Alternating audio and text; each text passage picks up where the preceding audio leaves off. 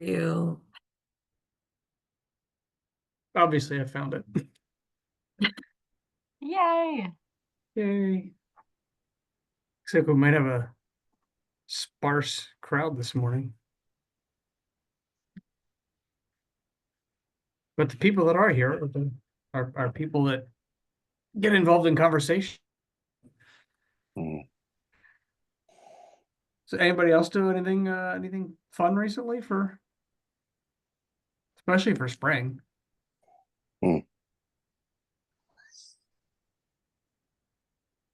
Nothing yet. I was gonna say, I don't think I've done anything interesting recently. My family and I went to a little art, I don't know what you would call it. Like, it's not like a collective, but it's like a store that sells art from multiple different artists in Boiling Springs. That was Like pretty cute. consignment, like an art consignment store? Um, Maybe I think I'm realizing that I don't entirely know what consignment means. Is that like resale or is that like It it's new kind stuff of that is, yeah. Yeah, it okay, kind of no, is. this is like gosh, I mean stuff like this has to like Prussian Street Arcade kind of maybe um would maybe be like the Lancaster equivalent where it's just like a lot of different artisans that have like really beautiful like woodworking and um like fine art kind of stuff. There's some really cool like steampunk sculptures of like fish and whales that move and like it was yeah, that was cool. And Boiling Springs is cute. Pretty far from the Lancaster area, but it was fun. That's very That's cool. awesome. Um, all right. Well, let's kind of hit it. I mean, what celebrations is everybody celebrating? One celebration that I have, and the verdict is out if I'm celebrating this or not yet. Ken, you saw how I was on the podcast episode, and Mike knew how much I was freaking out over being on the podcast. Myself, alongside of our Chesapeake Conservation and Climate Corps member, will be presenting at the Choose Clean Water Coalition conference next week. Yeah. And I am freaking out. So, yes, it's a win for IPC that we're presenting at the conference. We're going to have 2 other staff there. So we're going to have a group of 4 of us at the conference. And so, yeah, that's a win for IPC, but a heart attack for me. So it'll be fine. I have not presented in front of like live people.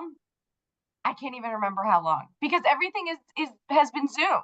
So like it feels good when I see like all the little boxes. I'm like, I can do little boxes, but when they're like real people sitting in front of me, oh my goodness, I just lose my mind. So yes, that's I guess the Put them in little celebration. boxes, you'll be fine.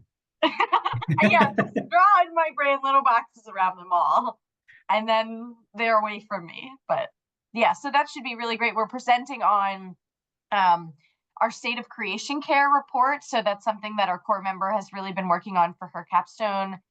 And it's going to be a really great project. It's been something that's been on the hearts and minds of board members and staff for years now. So it's actually coming to life and it's going to be released this fall. So yeah, more to come on that. We're going to do a lot of promotion for that. But yeah, it's very exciting. And you both did awesome on the podcast. I want to celebrate that too. Thank you. That was so much fun. Just chat with you guys. That was very cool. It was fun. We had a good time with that. And it turned out really, I thought it sounded really good when it was done. I hate listening to myself, and so I didn't listen to it for a couple days. And then when I did, I was like, this actually sounds really good. The ironic thing is I hate listening to myself too. And you have to all the time. Yeah. It was funny. I sent it to like my family members and all kinds of stuff. And my uncle was listening to the beginning. He's like, "Ooh, Natalie, you definitely sounded nervous right there at the start." He's like, "But then you were better." Oh, thanks for the feedback. I'm like, because I was nervous. And then once we got going, it was like, right. is And great. the very beginning of that was when I had not yet told you that we were rolling. Oh, So yeah, so you were nervous at that point. yeah. And then once you realize we were already rolling, it's like, oh, okay. Yeah, Yep. exactly. Yeah. But yes, that's definitely an exciting highlight as well. Um,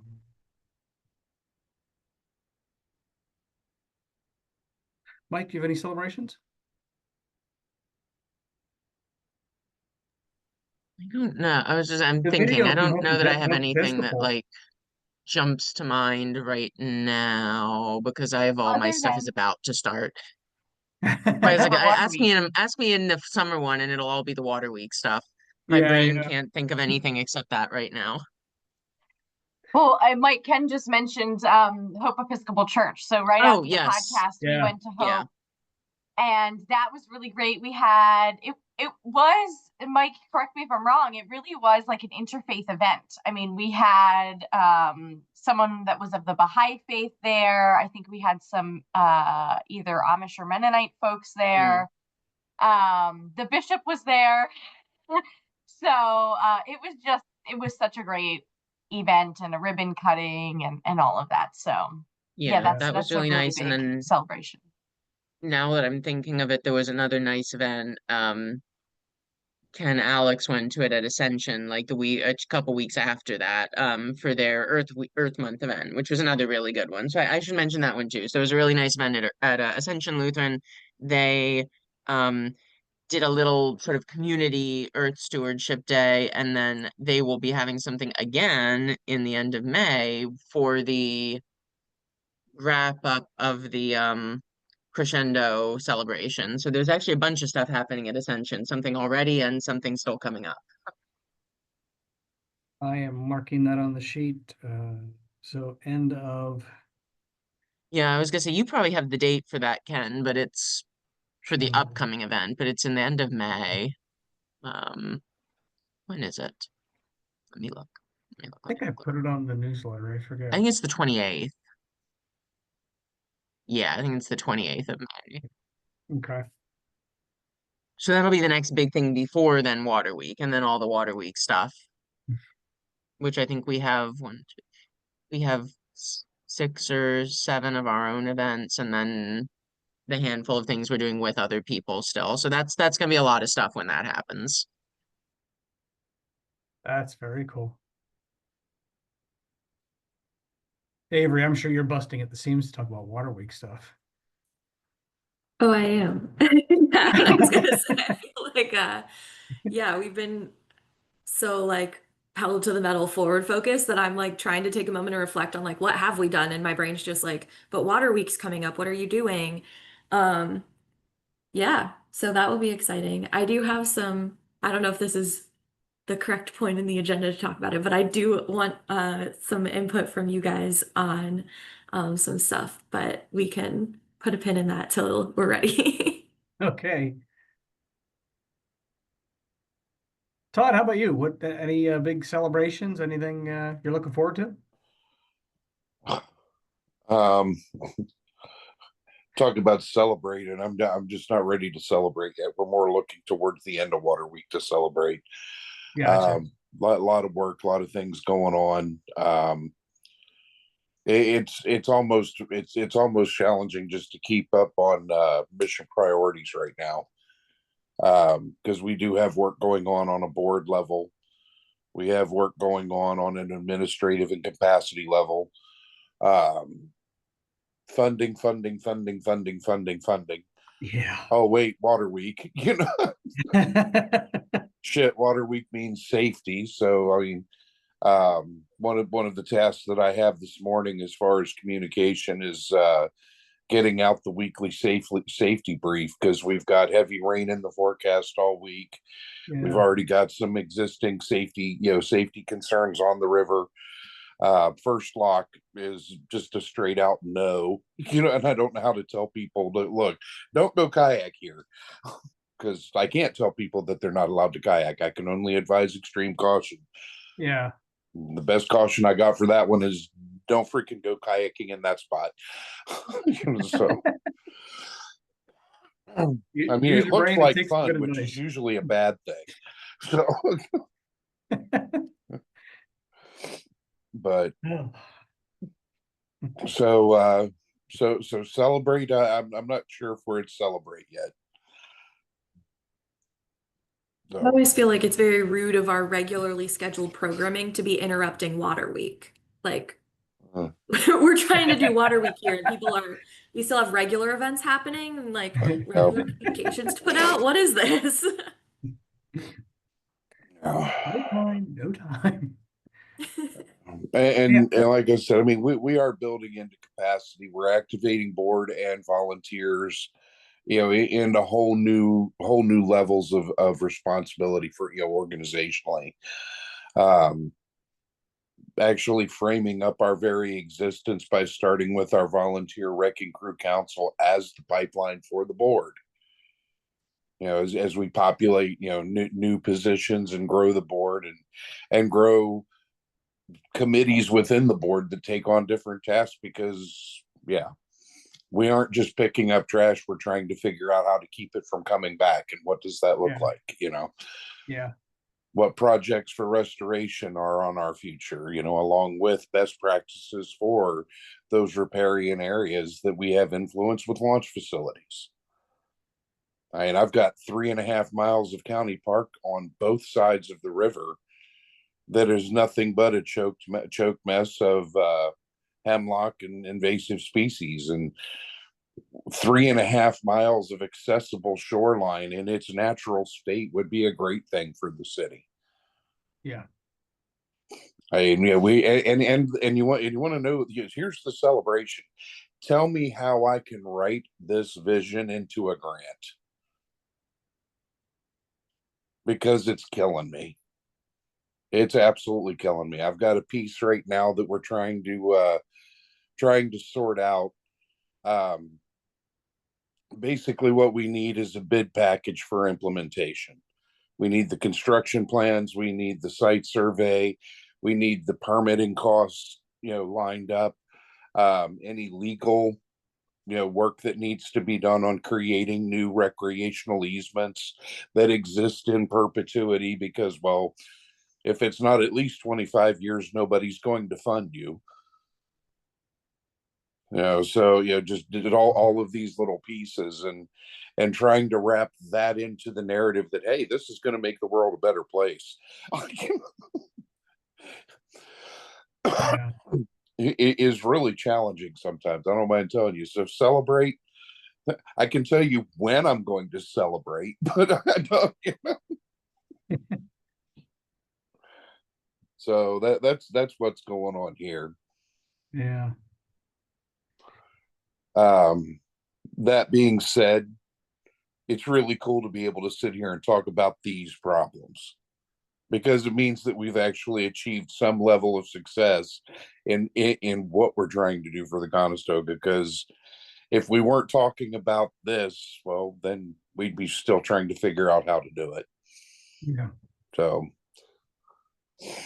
Yep. Well, my celebration is we had our Spring Full Partners meeting, which was a lot of fun and very educational, very well received. And we are also, as we've talked about at the Full Partners meeting, or updating our common agenda.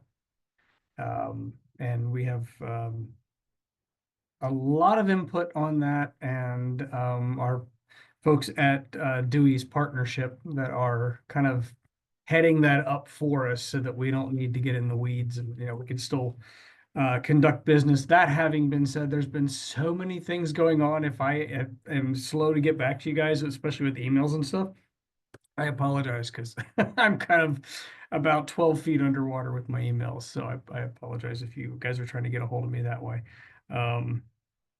I think everybody has my phone number, so you're more than willing to text. Go right ahead. That I'll definitely get back to you quicker that way. So, We're also working with Due East actually right now.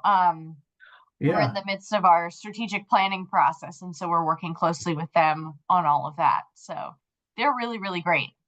they are. And they know their stuff. Yeah. Oh yeah. Yeah. Um, you know what? Let's talk Water Week. This is a good time to start that. Because I'm looking forward to it. Um, Avery, you're probably looking forward to it and not at the same time. No, I am. I always think it's fun. It's always kind of a stretch for me because it's a lot of socializing and I'm like a pretty introverted person. So Mm. I do end the week like kind of exhausted, but it's also very fun. Um, yeah, we have um, as I'm sure a lot of you will be at our meeting on Friday too, so you'll get these updates from Kelly Slippy as well. But we have, I think, like 65, maybe even more than that, events this year, which is super exciting. We've been putting together a like list of all of the partners, and it's like 60 something partners. So it's really cool. Um, awesome to see like how it has grown and continues to grow. Um, we are starting our kind of like social media marketing push for it. We've already seen some events sell out, which is really cool. And um, yeah, we've got shirts on the way. We've got brochures on the way. We have yard signs on the way. Um, and yeah, so a couple of things that I wanted to get your thoughts on. One of them is posters. We have ordered posters. We have them coming. If you have thoughts for where it might be good to display them. We're thinking like local coffee shops, maybe the Columbia Crossings River Trail Center. We also might put some brochures out there. But if you have thoughts for places that we could try to get those up in the community, and even better, if you are willing to go put them up. We want it somewhere that it's like visible, like maybe not in an office quite yet, unless it's like an office that many, many people are coming through. So we want it to be like up somewhere public. Um, but if you want, like, if Mike and Natalie, if you want them to put up at any churches or anything, just let us know, and hopefully we'll have those in hand soon. They were ordered at the end of last week. Um, and then my other question that I was curious to just maybe have like a little bit of a brainstorming session on is we have some billboard space that's being donated by Oak Tree Advertising for Water Week this year. And so we've just been kind of like brainstorming, seeing if there's something else either for this year, or we're always thinking ahead to the 10th anniversary as well, but like cute pithy sayings or short little somethings that we could put on a billboard that would be attention grabbing and help to convey um, either a little bit of like the messaging of Water Week, or just kind of catch people's attention and get them to be like, oh, I'm curious and I want to Google that. So what we've done in the past and what we're sort of like building off of for this year is the water connects us all saying. Um, so just to give you kind of a jumping off point, but if you have any thoughts for something that you think might be fun on a billboard, I would love to hear your half-baked or fully baked ideas. We use that terminology too, like that water connects us all. So that's why I was like, I love that. There are some great pictures that Michelle took from the Creek Stomp last year. And some of the pictures with the kids in there would be like their kids working with adults. In fact, Kelly and her kids were there.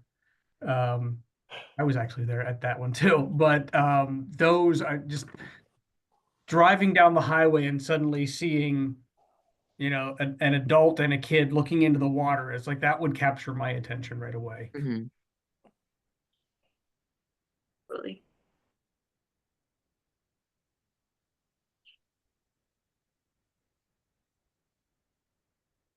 And are you picturing on this billboard with adults and kids working together a water connects us all phrase or something else? I think, I mean, with billboards, you have to keep it really simple. like really quick so that you can read it at a glance. So I honestly, I think just that headline and the logo would be Mm. plenty with the picture. Yeah, I agree. Just some like really, really pretty, captivating picture. Yeah. And I don't know. Of course, now I'm thinking of the Conestoga River Club, and I'm like, ooh, what about like something like where it's like somebody kayaking and the water looks really calm and there's trees and then like water connects us all.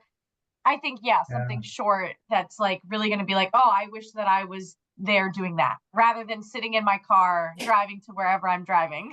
That would be really great. How long do you have on this, Avery? Not too long. So we've sent some kind of like general ideas off to Libby, and she's gonna get us some rough drafts Thursday. So maybe if you have additional thoughts, we could talk about it on Friday at the committee Well, meeting. I actually need to jump off of this meeting a little bit early to catch Kelly Slippy before another meeting at 11:30.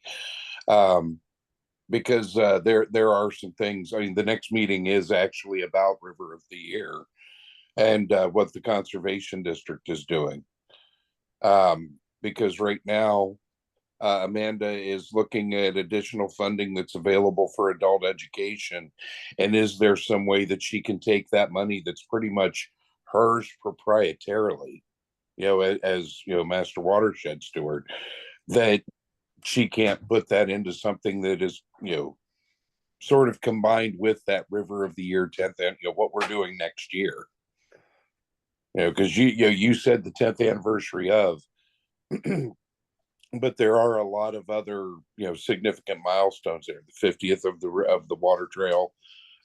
It's 250 years of something else.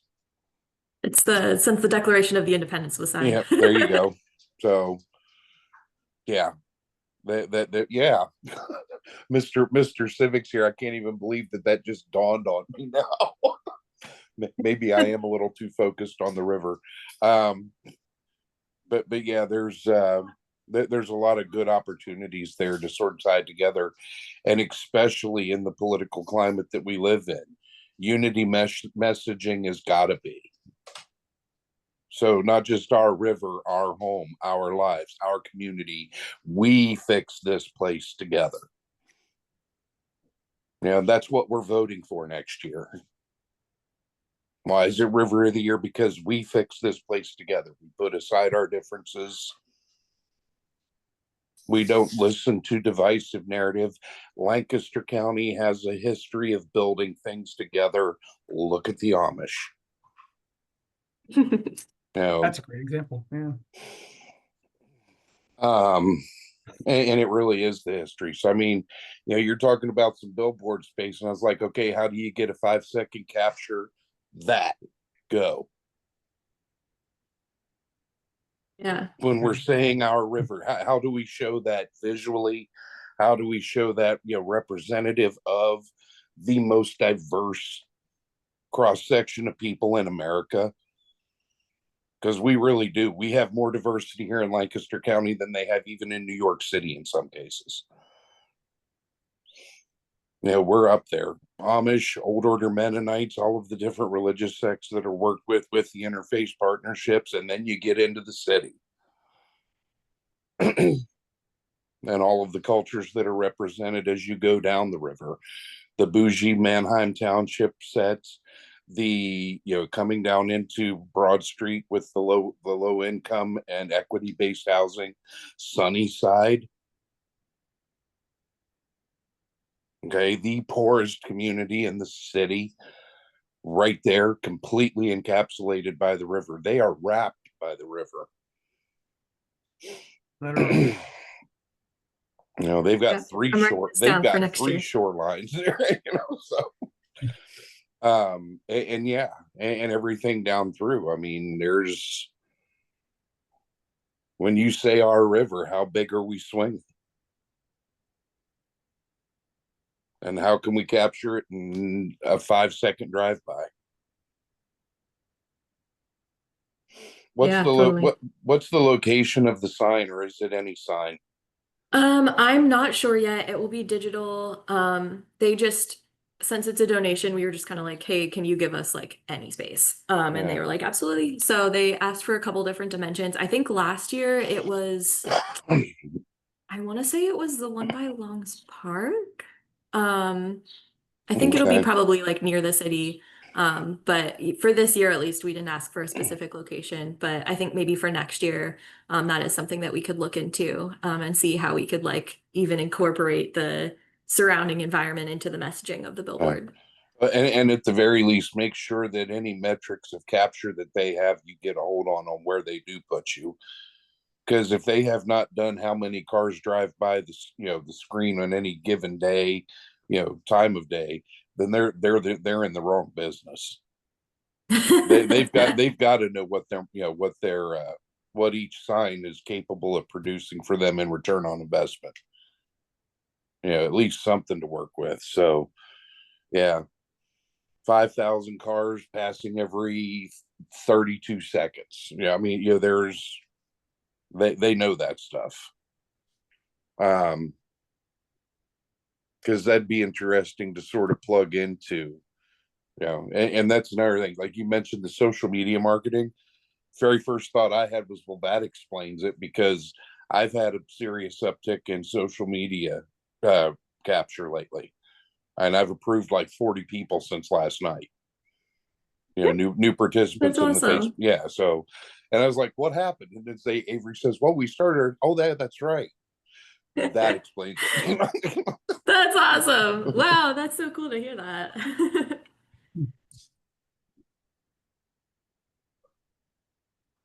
Great. Cool. Love these ideas. Writing down for next year. Um, and we'll flag it to look back. Also Water Week related, we just recorded our 26th episode yesterday with the guys from Poor Man's Brewing, and Oh, talked cool. about ripple effect, and of course about and we are actually saving the recording of the intro for the day before it publishes, so that we can give the most up-to-date list of what's still open and what's sold out, Mm, to try and do a high overview. So our intro will probably be primarily about Water Week. So awesome.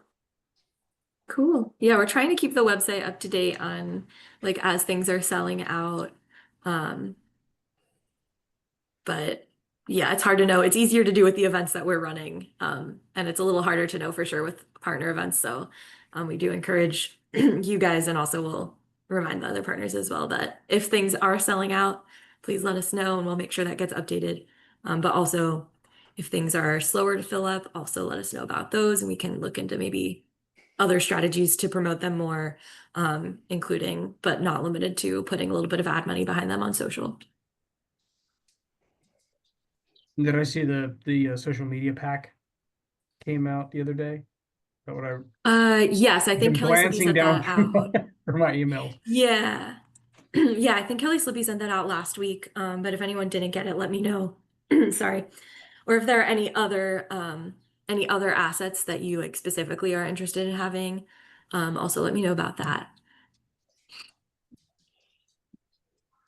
Actually, this is going to sound really mundane. When we're talking about the social media package, um, I desperately, I tried to link Lancaster Conservancy to a post I put up last evening, and for some reason, when I view it, the hyperlink, like it doesn't, it's not active. I go in and put at Lancaster Conservancy, and even get the little drop down. And yep, them's the ones that I want entered in there. And before I hit enter and send, it is still showing as hyperlink with blue text. But the minute I publish, that goes away. It's like the link doesn't work anymore. And guidance, anyone?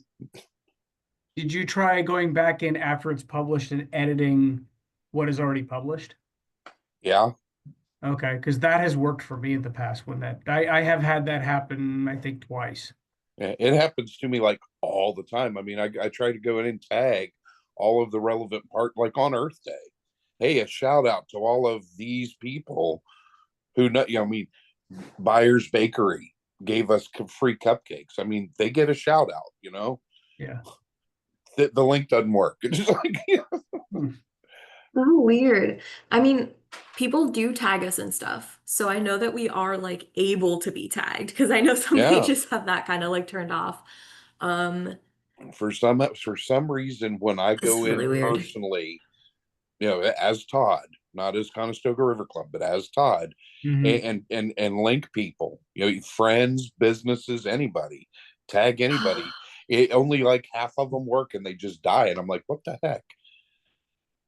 Is your like Todd account, is that public or Yeah, private? It's it's public. That's public. so weird. I mean, I put my whole life out there. Trust me, you would not be hard to find through social media at That's all. so weird. I got nothing. I will say sometimes Meta just does things like yesterday. I was trying to figure out why it was adding a message us button onto a post that I did not Uh, choose to have on there. And the answer I could find was sometimes Meta just does that, and there's nothing you can do about it. So, Right. you have no idea what this does for my level of social anxiety because I thought I was just dumb and didn't know how to social. I think social media is just really weird sometimes. But thanks for trying to tag us. Oh, and by the way, May 16th is where your PFD to work day. It's so funny. I'm sorry, I'm wearing my full rig, and I'll be seeing you guys Friday, so I can prove it. I love that. That's amazing. I've got the first aid kit on the sling over here. I've got the throw bag in the back. I've got the boat knife. I've got the flashlight. I'm ready. That's what I wear on my PFD. So That's so funny. We might have to take a picture of you to post it online. better be wearing yours too. If we're gonna do a group picture, everybody wore their PFD. So Um, funny. Todd, the other thing you could try is clearing your cache. I don't know if you did that or not. It's always one of the recommended things. It's a pain in the butt to do, but it could. I don't know. I don't know if it'll work or not. Are you following the Conservancy? I believe so. I feel like you probably are. I did notice that I was having the hardest time tagging Poor Man's Brewing Company in posts. And then I realized it's because I wasn't following them. And as soon as like from the Conservancy's page, as soon as I followed them, then all of a sudden tagging worked. So maybe. But it's weird that it's showing up for you because for me, it wasn't even showing up.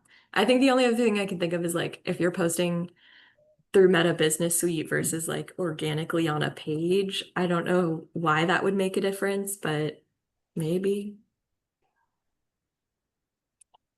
Yep, confirmed. I am following. I got nothing. Yeah. I just looked up an article, specifically asking about the @ links not working on social media. And yeah, it's the usual stuff, try clearing your cache, what else was it?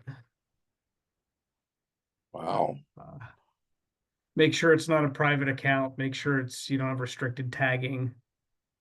Make sure you're not blocked. I don't imagine that you'd be blocked. Tagging But you limit. never know. Yeah. That Yeah. creepy guy over at the CRC is just a little too much sometimes. I don't want him. Don't let Todd see that.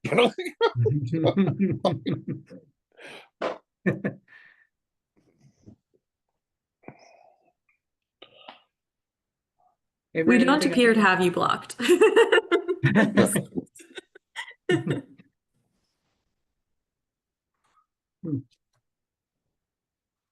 No, I think that's it for me. Okay.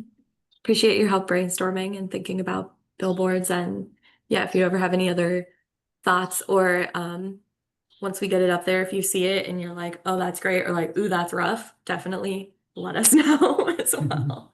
Um, yeah, looking forward to it. And thank you all for your participation and for hosting events and helping to promote and all of the fun stuff.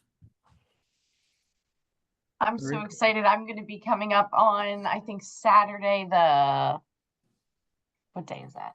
The 14th. We're having one of our sacred nature walks again, which I know, Ken, you went on one of those last year. And then we're having a lunch and learn at Lutheran Church of the Good Shepherd. So I will be up there to hit both of those events that day. So very excited.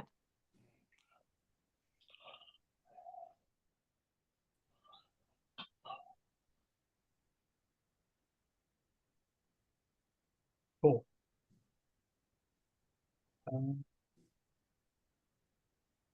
Oh, and one other thing to be looking for, just wanted to let you guys know, because this is the group to kind of mention it as a tactic.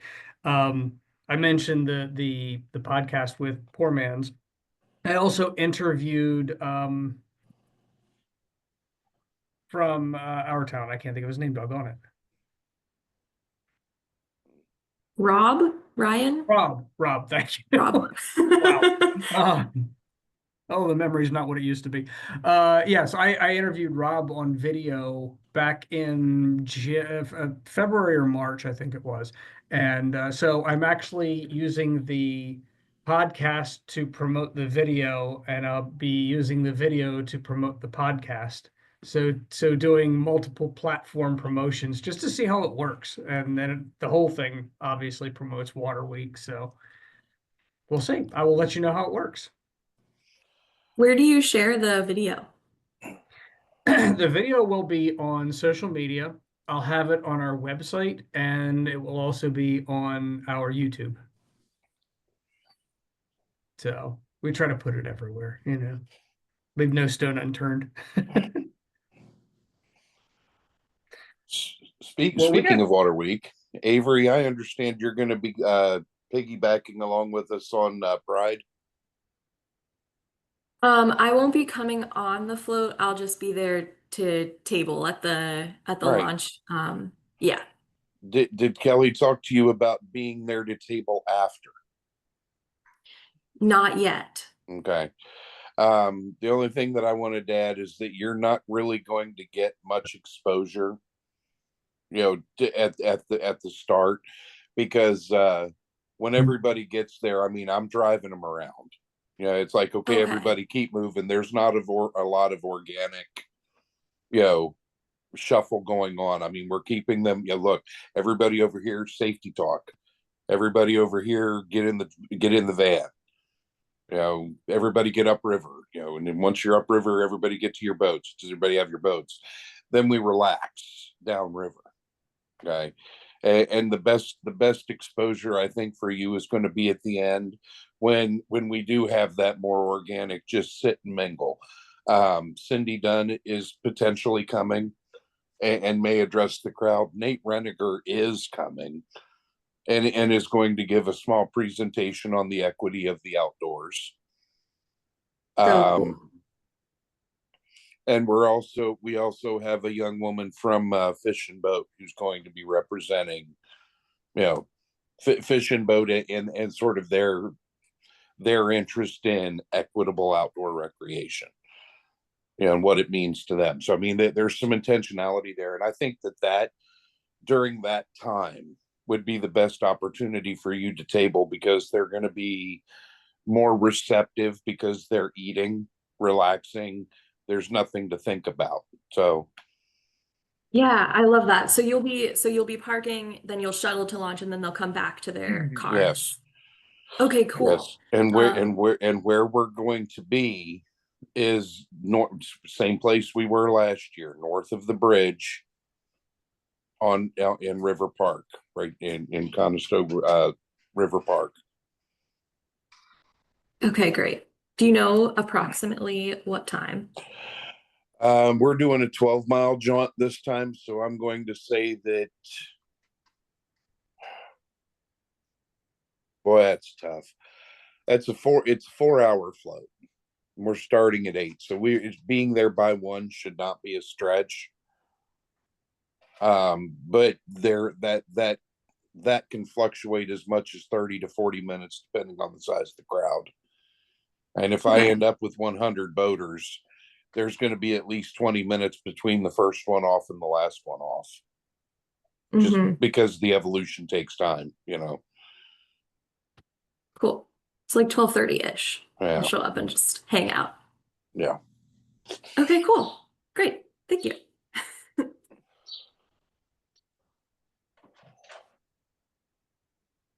We could spend this entire time talking about Water Week.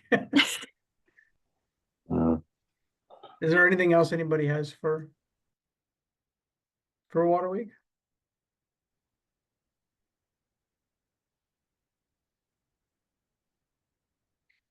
Then I will move on to our main discussion then, and that is the funding freeze. How has anybody gotten media hits, media calls, anything where they're asking, what about your organization, about related organizations, how have you guys been handling that? It hasn't been, or it has been a little while. We were getting a ton of requests to have interviews. And we actually got quoted in one. I'm going to drop that in the chat here. I just have to find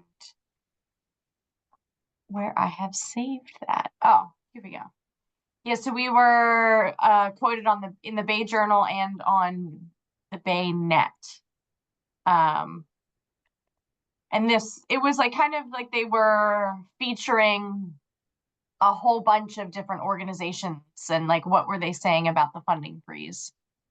And we also got approached by the Chesapeake Bay Trust. Like they kept getting approached, so they wanted us to come and have conversations. I can't remember all of them, but I want to say that we had at least 3 to 4 different outlets reaching out to us, wanting us to release a statement. And internally, we worked closely with our board to figure out, okay, well, what are we actually going to say about this?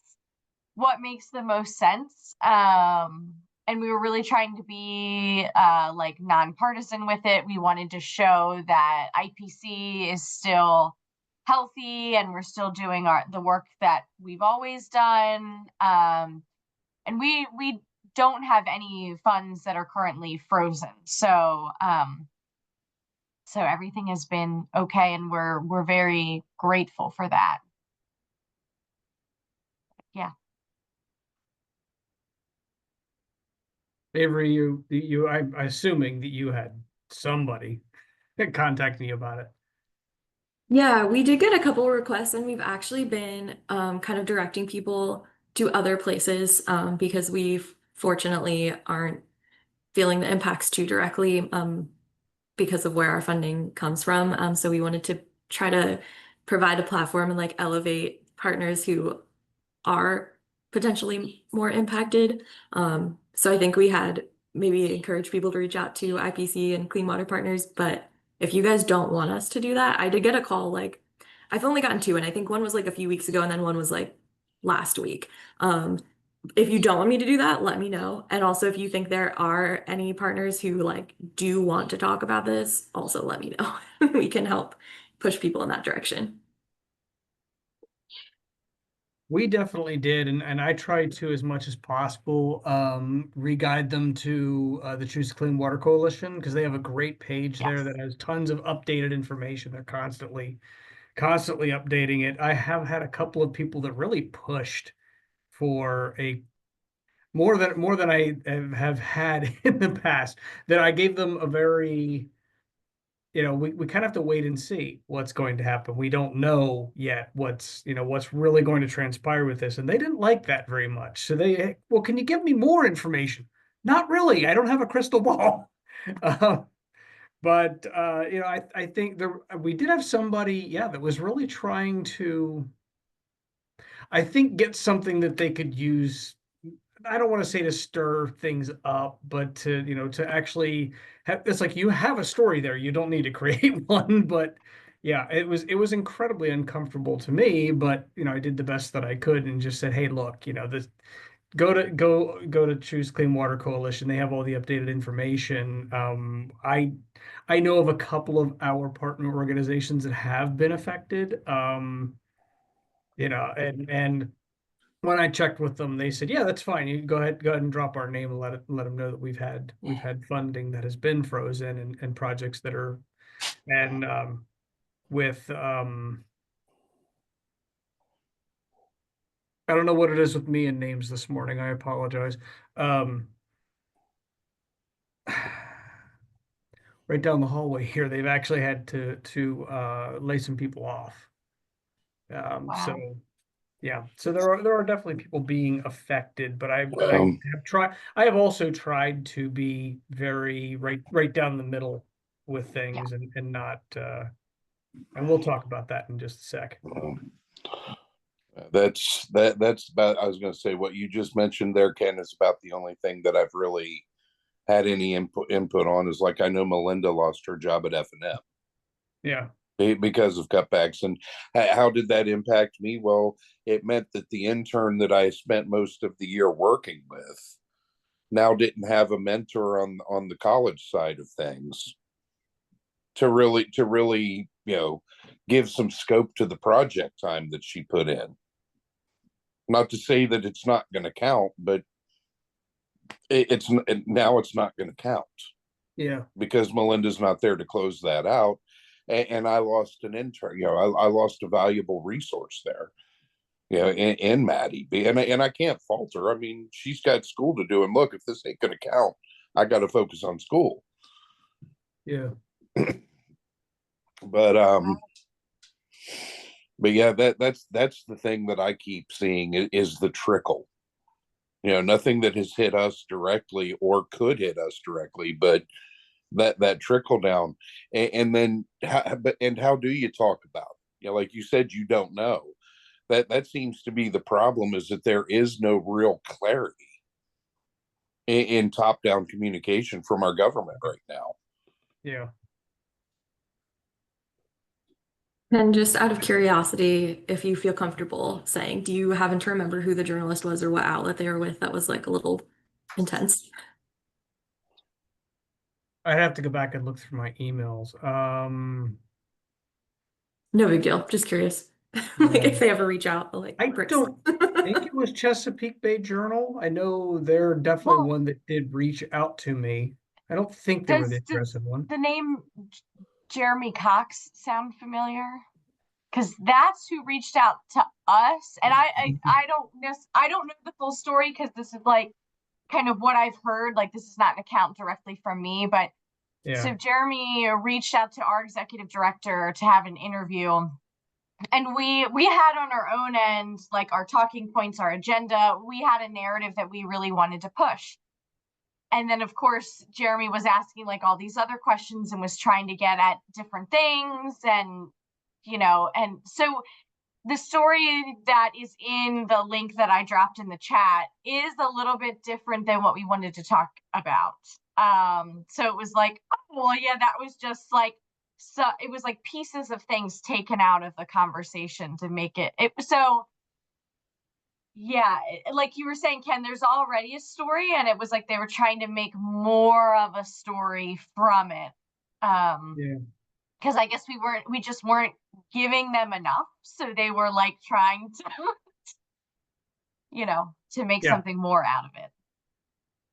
There's But not enough spice in the broth, is the term yeah, that we used to use when I was in when I was in media many moons ago.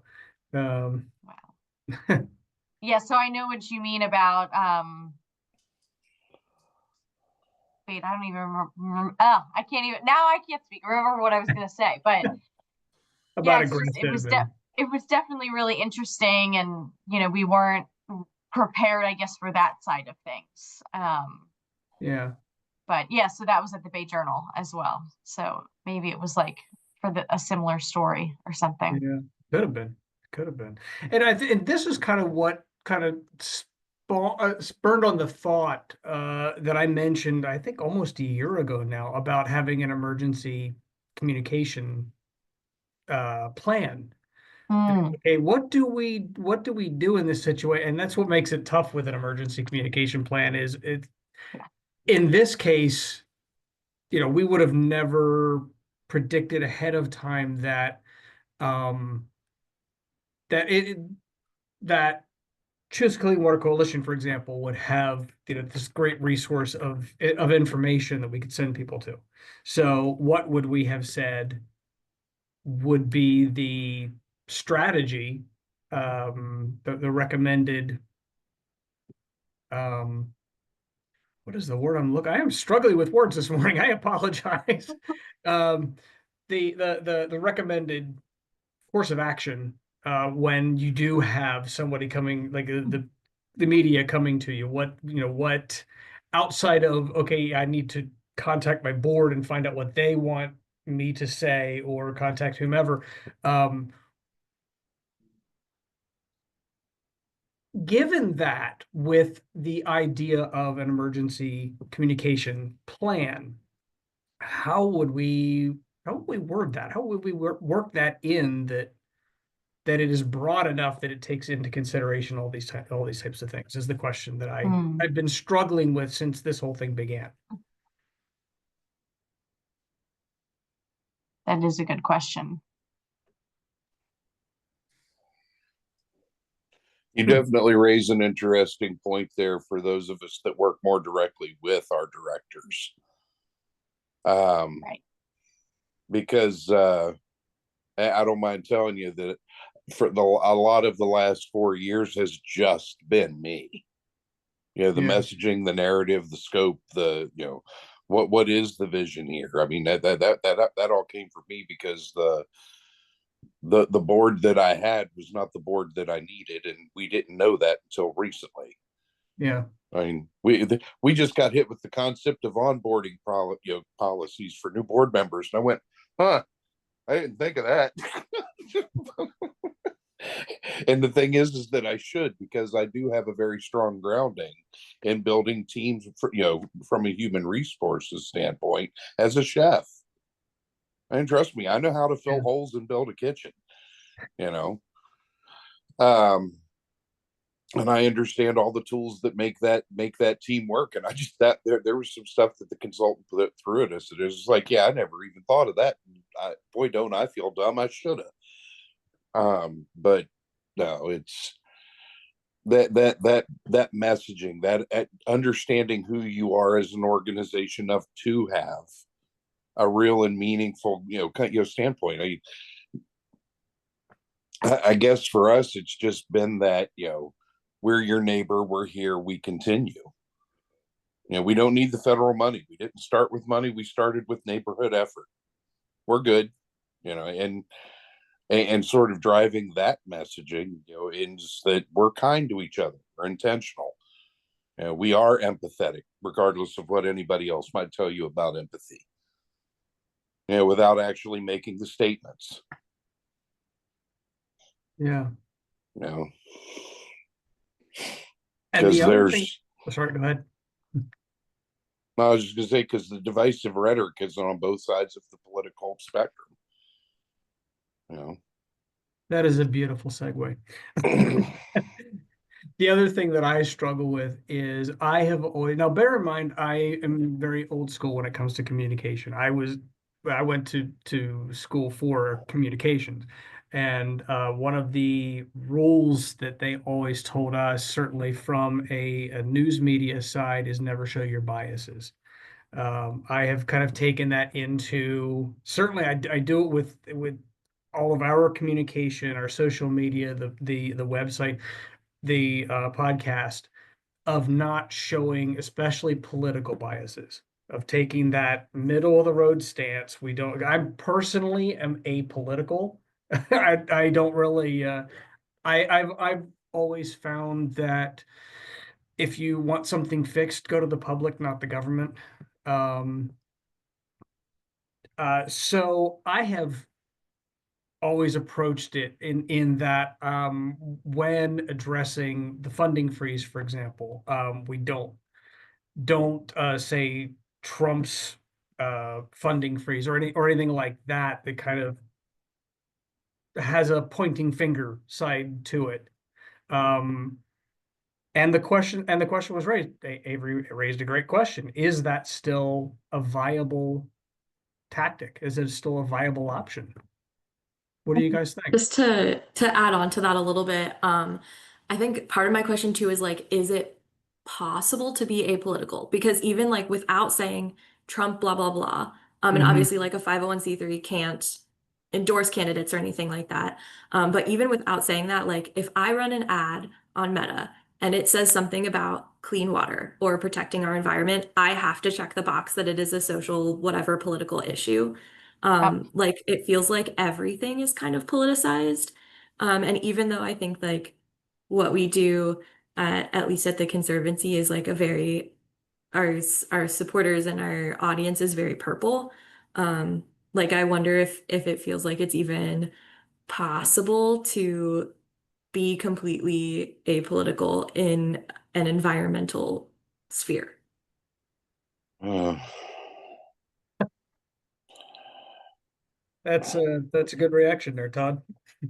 well, and the thing, but because we're doing a lot of conversation right now at the state water trail managers, level of things, because there are different teams that I interact with. And one of the real hot button issues from a water trail management aspect is user conflict.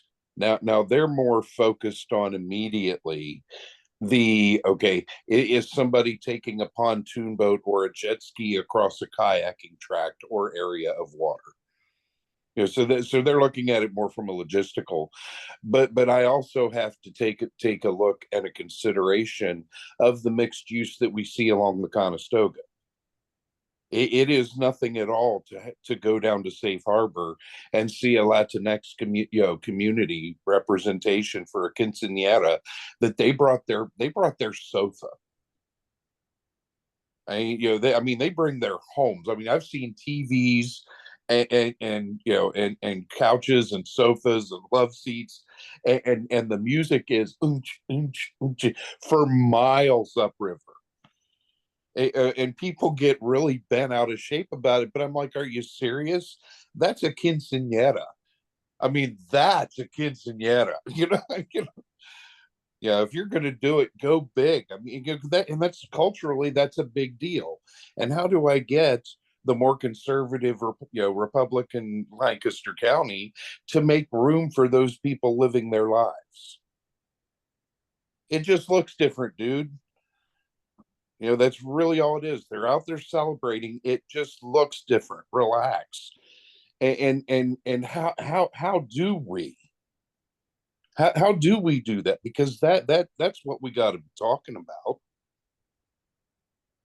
We can't allow the divisiveness, because fixing the planet is a big job. We need everybody. We're Yeah. not going to stop the trash if we don't get everybody. It becomes pointless. All of this work that we're trying to achieve needs to be sustainable. And that means generational, and not things that we can't agree on, but things that we can.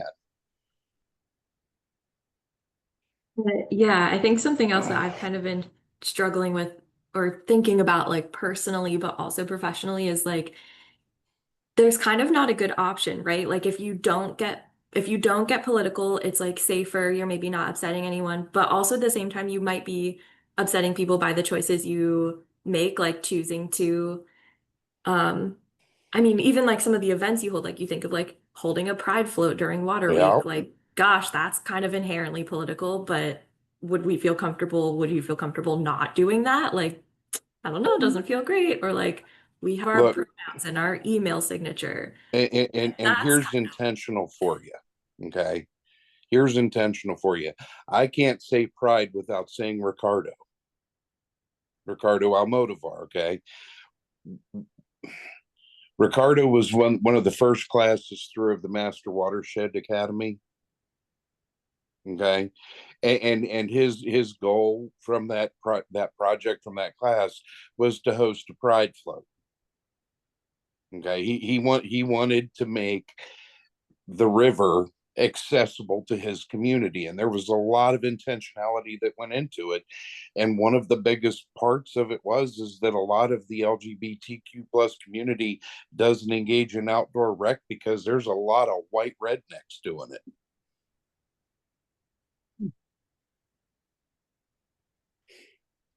Didn't think of that because I are one.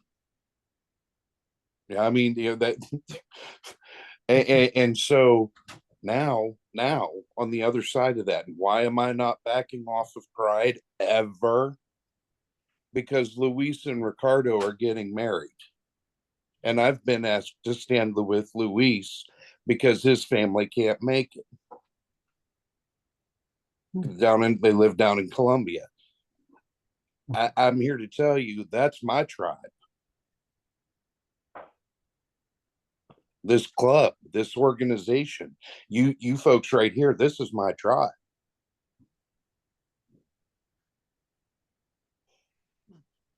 So we really are talking about more than just messaging, because right now things are scary. And how do we reassure our neighbors that we are here? This is our home. We're going to keep working, relax. Don't mind the orange funny man. Without saying that, because that's a political statement. Can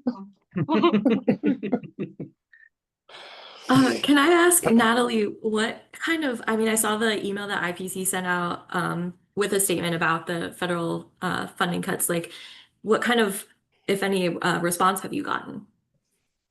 Oh my goodness. Well, we haven't gotten a ton of responses from our statement because in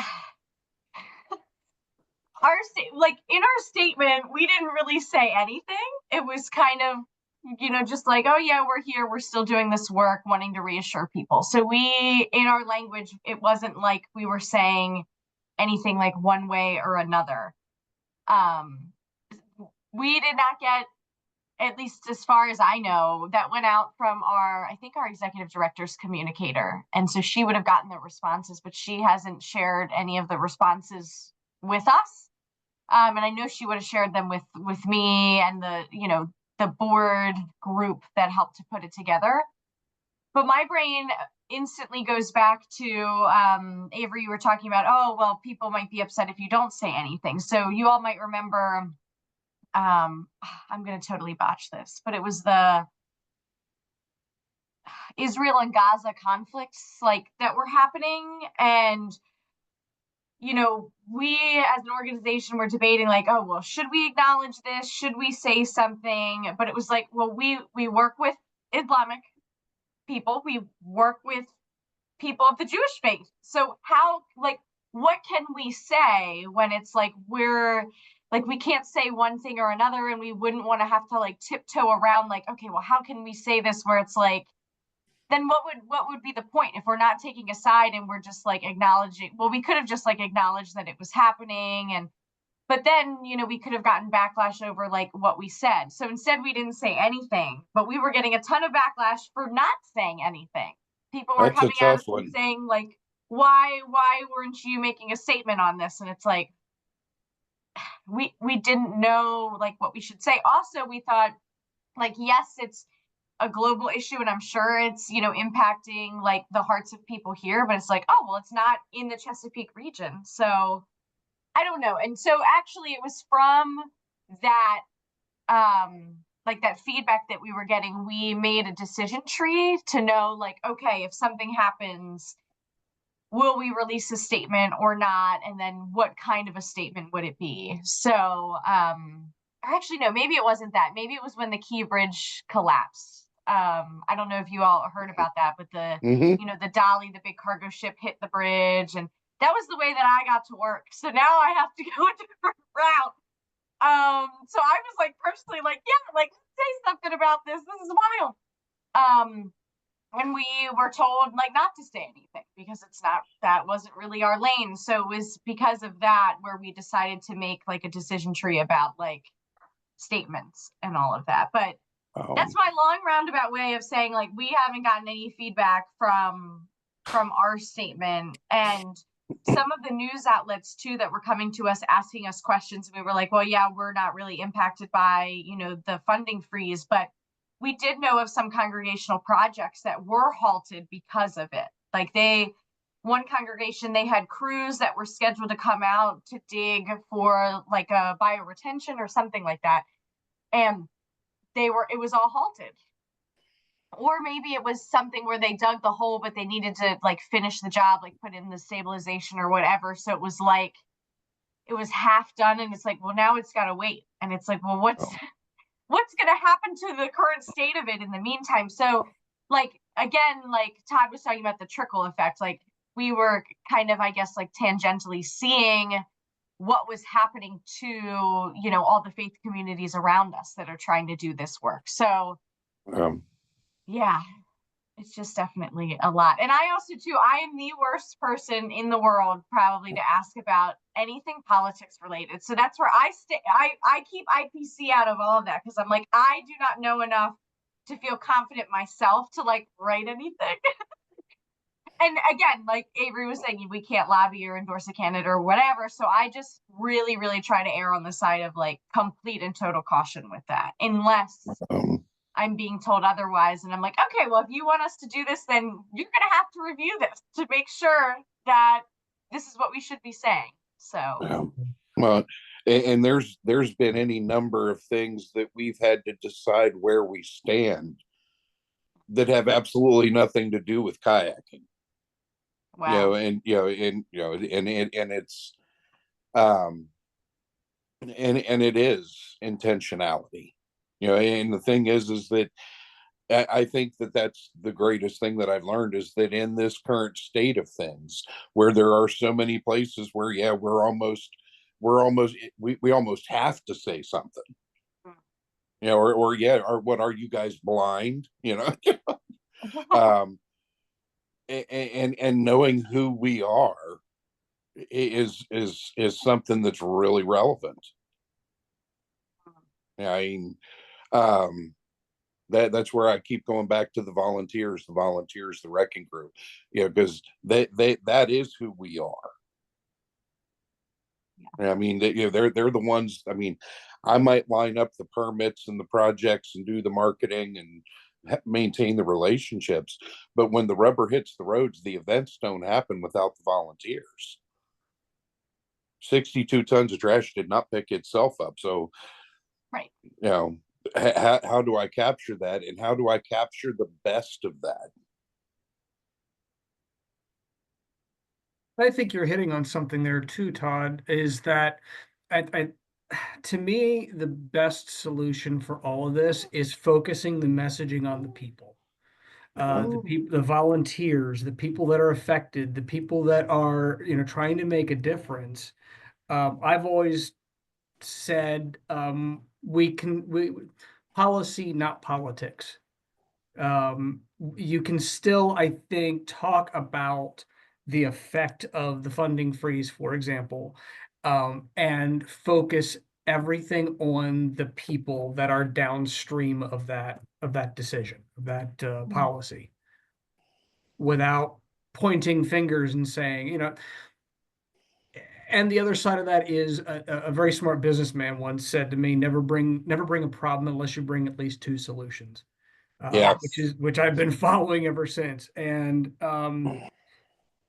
that is, I think, to me, one of the best ways to look at how we respond to the funding freeze, for example, is, okay, forget about where it came from, forget about, the top side down, the top side of that. What are we going to do moving forward? How are we going to make sure this work continues? How are we going to make sure that, in spite of everything else, how do we pivot to make sure that all of this still keeps moving forward? Because, for Lancaster Clean Water Partners, we still have a goal of clean and clear water by 2040, regardless of what the government does. We still have that. Yeah. How are we still gonna get there? Yeah. And that makes me think of, I think I mentioned I was doing like a nonprofit tech for good social media webinar series training. Very cool.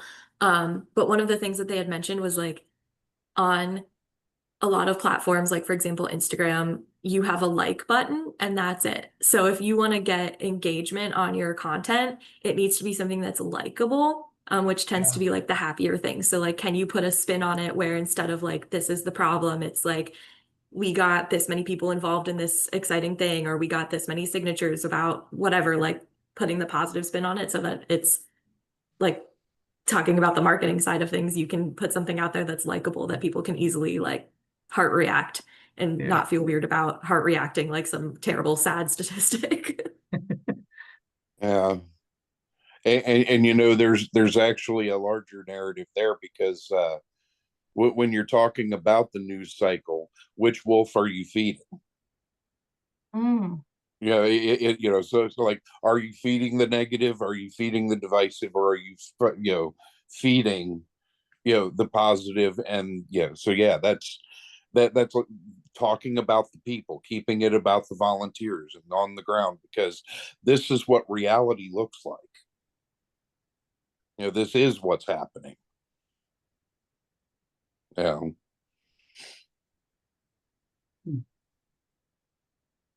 You know, the pride is still happening. Cleanups are still happening. Clean water in 2040 is still happening. This is what it looks like. Yeah.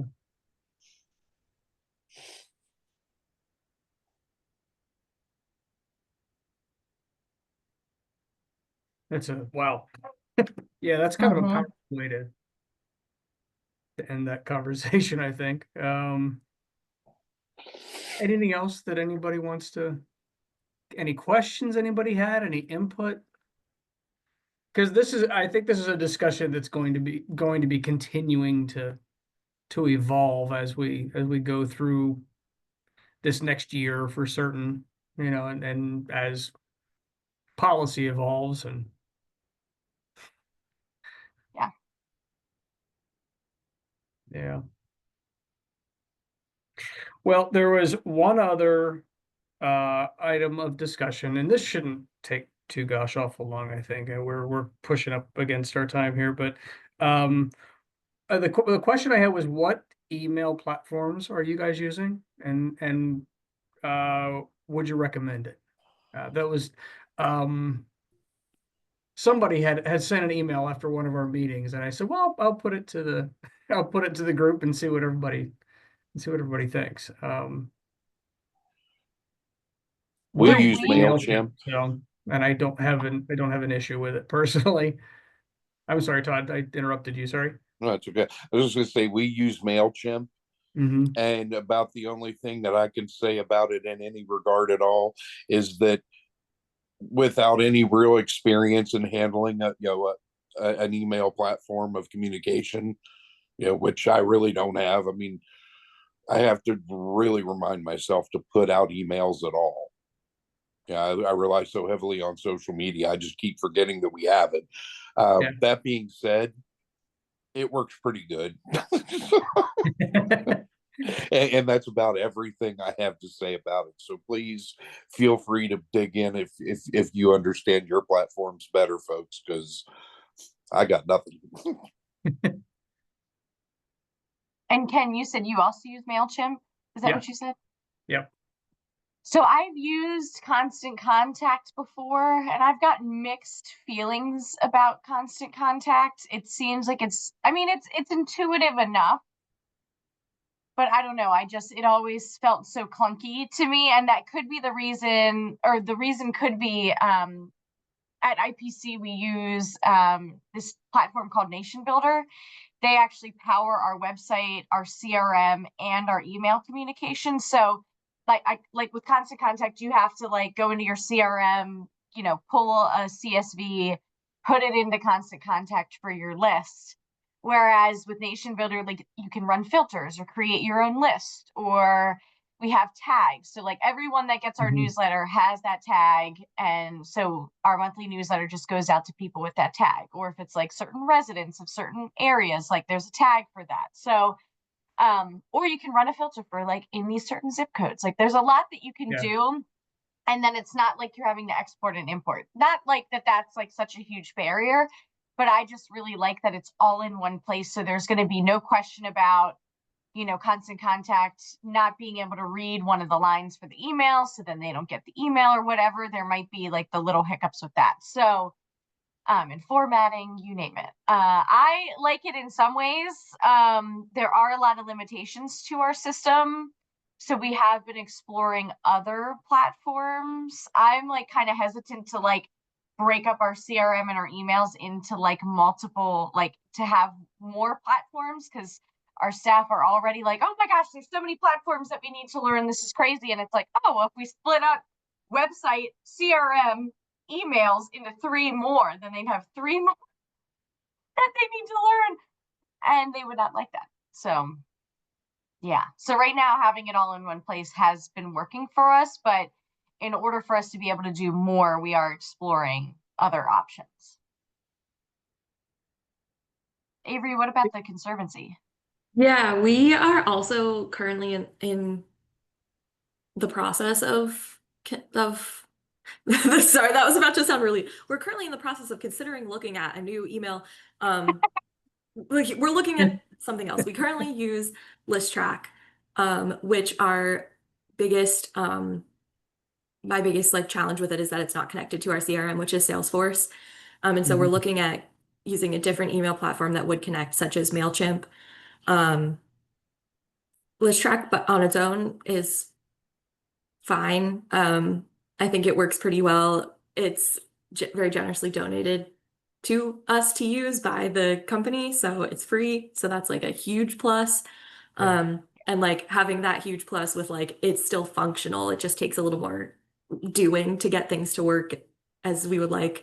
It's been like perfectly fine so far. The only other kind of funky thing is we keep running out of photo space. So you like upload your photo into their media library and there's like a limited amount of space. And so we keep running out and either having to ask them for more or like find old photos to delete.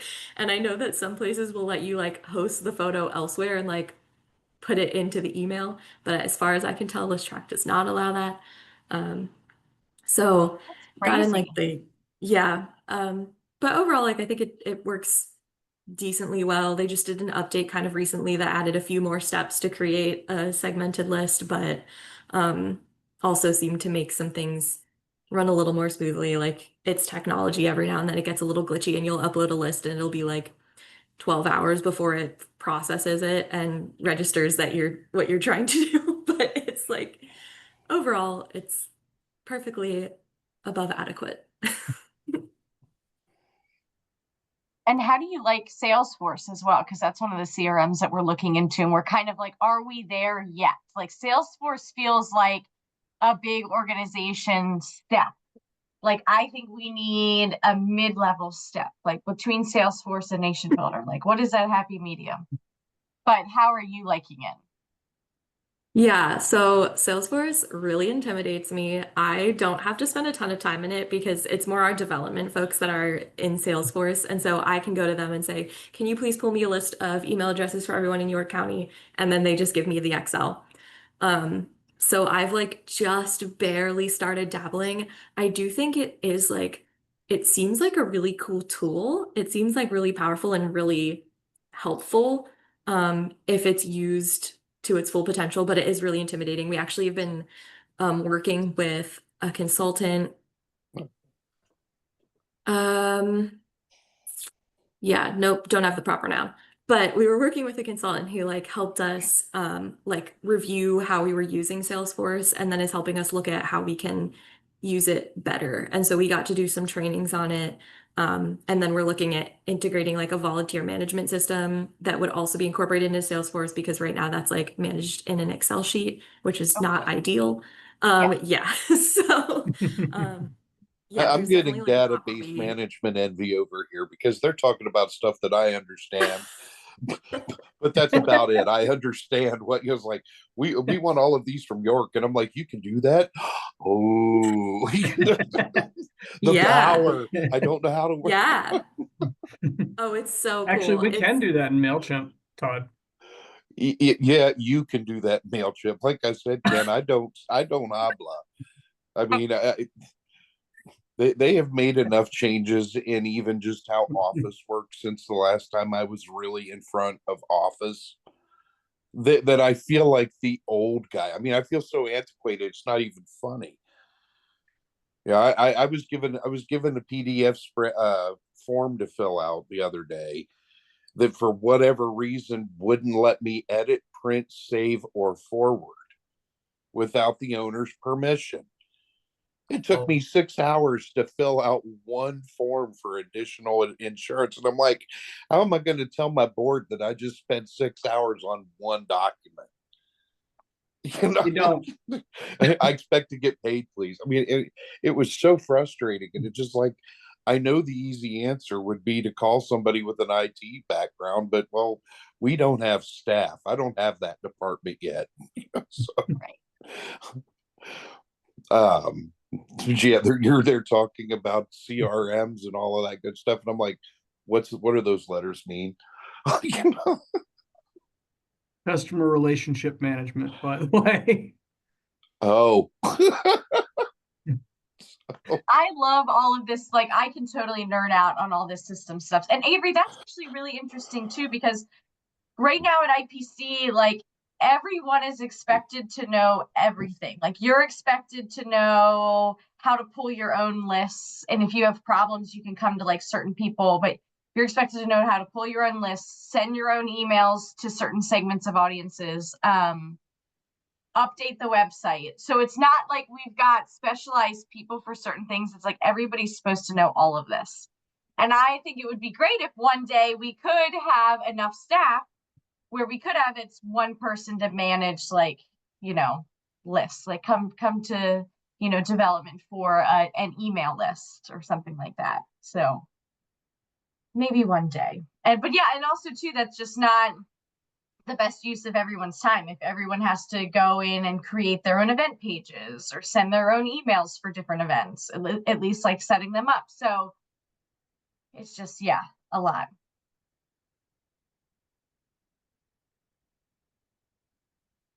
Yeah, I feel very fortunate that I don't have to understand Salesforce fully. And it feels like a little nice to have like a little bit fewer cooks in the kitchen in some Yes. ways, less like personal data accessible to everyone. But I mean, we have like a bit of a bigger team, so it's nice to be able to kind of like silo that in some ways, have Yeah. our like Salesforce czar, and then we can just go to her and be like, Faith, help.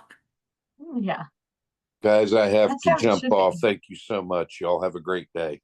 Thank you, Thank Todd. you. You Bye, too. Todd. See you Friday. And Avery, I will be the first one to tell you I am also intimidated by Salesforce. And there are not a whole lot of Interesting. programs that intimidate me, but that is one of them. Wow. It's so powerful. Like there's Yeah. so much you can do with it, which is so cool. But it's just like you look at it and you're like, whoa, okay, what? Yeah. Yeah. Yeah. So you are definitely not alone. So That definitely continues just to reinforce that like hesitation for me to want to jump to Salesforce. Because we've like some people in leadership, they're like, oh yeah, well, this is where we need to move to. And I'm like, wait. We need to know more first. And even our staff struggle with our current tools that are like the baby tools. So like, why would we jump to something way more powerful? Like we would have to have a plan for all of that because yeah, if it Yeah. intimidates like you guys, I can only imagine how it would intimidate some of our staff that are like technology, like no thank you, keep that away from me. Like I don't want to play around in that. So Yeah. yeah. Yeah, it does like it looks like hardcore technology. I think you can, I mean, I feel like you can kind of use it on like beginner mode, and then you can get more into the weeds with all the fancy stuff, like as you get more comfortable with it. So like working with the consultant, we did learn like all sorts of functionality that's super cool that we were not utilizing before, that I think like ultimately will help us streamline things better, but was just kind of like a lot to set up. So like Yeah. definitely if there's capacity and budget, would recommend working with someone else to help go through all of that training. That was super helpful. And we kind of did it at like our downtime. or we're trying to, where like when there's a little bit less going on, we could kind of like focus on the Salesforce updates. But yeah. And that's hard with Water Week approaching. So there's not really complete downtime currently, but maybe No. after that. I know that Allison has asked me if I want to change over platforms for the newsletters, and I said, well, if pardon my grammatical. I usually try to be grammatically correct. This is not. If it ain't broke, don't fix it. Yeah. So yeah. Yep. Exactly. I know we're like at time. Do you guys put your newsletters online? And if so, how? I've been thinking about this for so long because I've had people that are like, oh, well, can you, I forget what it is, send me the newsletter, or I don't know. Like I've gotten questions where it's like, oh, if only if it was on the website. And I see other organizations that do it, and it looks like they just create like a PDF of it and put it up there and hyperlink it. MailChimp I actually has a URL that you can go to. So it keeps all your links intact. So yeah, it does a view email, and it actually brings it up on as a web page. And so everything that we link, we just link to that URL. Oh, how nice. Because yeah, I would love to have like somewhere on our website where we've got like all these past like newsletters. And we just don't. Oh, because that's what it is. Someone wanted to share, I don't know, share a newsletter with somebody or whatever. I don't know. I can't remember. But I've gotten so many requests for the newsletter to be in a different format or something, or like, oh, can the newsletter be a link that I can share? That must be what it is. I'm like, you can forward the email, but I don't have a link. Or yeah, or maybe like some of our congregations want to put our newsletter, like hyperlink that into their newsletter or something so that they can see. And I'm like, we don't have that. Maybe one day.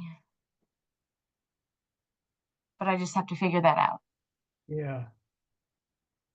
On Nation Builder, I don't know. Yeah, Nation Builder is a weird child.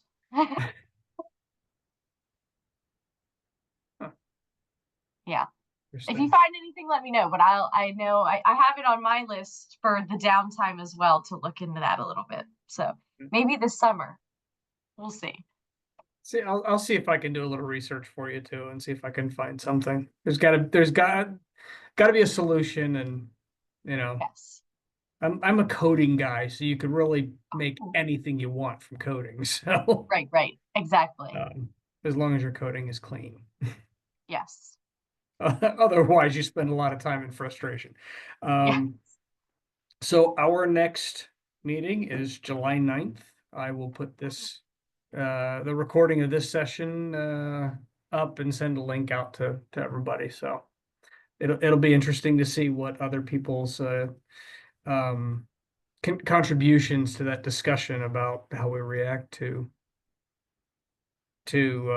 political things and about the funding freeze. So I'd be curious to see what other people's thoughts are on that and how we collectively move forward with here's what we all do as an umbrella, and then as individual organizations, here's you have your carte blanche. So yeah. All right. Well, thank you guys. I hope you enjoy the rest of your day. Thanks. Happy almost Water Week. Yay! Bye. Bye.